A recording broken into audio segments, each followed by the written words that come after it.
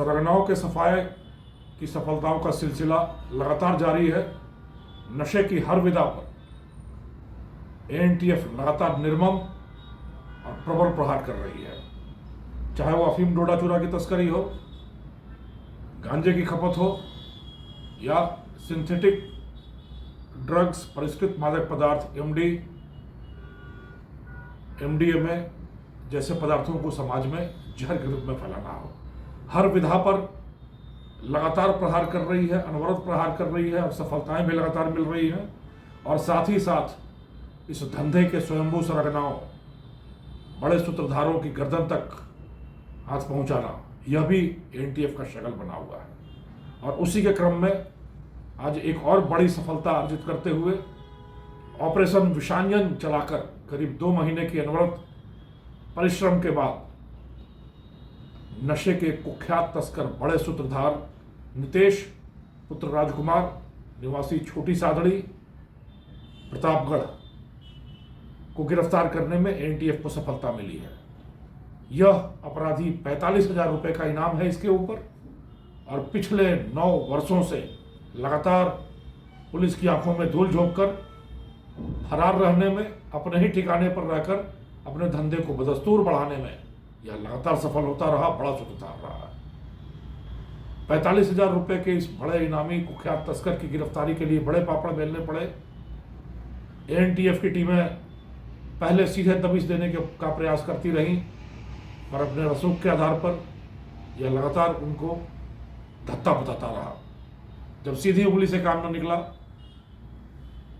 उंगली टेढ़ी करके कभी रेलवे का ठेकेदार बनके, कभी कामगार बनकर इलाके में दर-दर भटकती रही, सूंघती रही एएनटीएफ की टीम।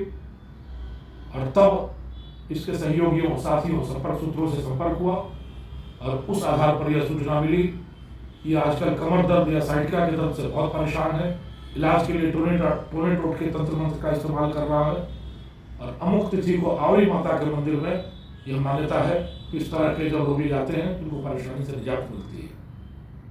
इस छोटे से सूत्र को विकसित कर बड़ा जाल बुना एएनटीएफ ने और आखिरकार परिश्रम रंग लाया और इस अपराधी की गर्दन तक एएनटीएफ का हाथ पहुंचा। आमतौर पर देखा जाए तो इस तरह के सारे बड़े कुख्यात तस्कर 8वीं से 10वीं तक के बीच में कहीं फेल होते हैं, पढ़ाई छोड़ देते हैं और नशे के धंधे में लग जाते हैं।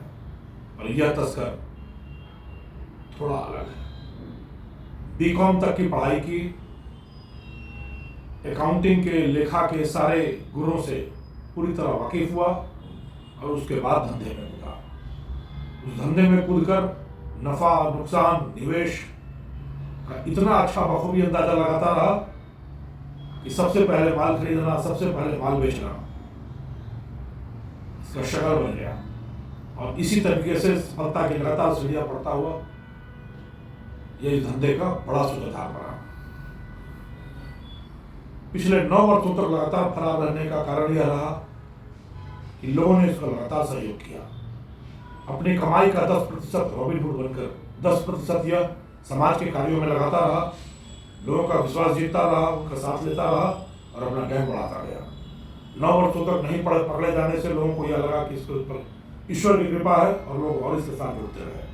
और जब एएनटीएफ की दृष्टि पड़ी तो ईश्वर का साथ अपराधी के साथ न होकर कानून की शक्ति के साथ हुआ और यह बड़ी सफलता मिली। इस तरह के बड़े बड़े स्तंभ, नशे के बड़े सूत्रधार लगातार धराशायी किए जा रहे हैं, उनको उनकी मंजिल जेल की सलाखों तक पहुंचाया जा रहा है। और हमेशा प्रयास यह है युवा पीढ़ी इन तस्करों के दिखाए रास्ते पर, चमक धमक के पगडंडियों पर न चले, अपने परिश्रम से, अपनी मेधा से, अपने पराक्रम से, अपने शौर्य से अपनी मंजिल को पहुंचने का प्रयास करें, पाने का प्रयास करें और उस मंजिल को पाकर उस मंजिल का आनंद लें, न कि इस झूठी चमक धमक और चकाचौंध के पीछे भागकर जेल की कोठरी के पीछे, जेल की सलाखों के पीछे अपना जीवन बर्बाद करें। युवा पीढ़ी से हमारी विनम्र अपील है कि सही रास्ते पर चलें, सही मंजिल को पाएं और सही आनंद का लुत्फ उठाएं। इन तस्करों के पीछे कमर कसकर, कटिबद्ध होकर पूरी एजेंसियां पड़ी हैं और बहुत शीघ्र हम राजस्थान को नशा मुक्त कर सकें। धन्यवाद।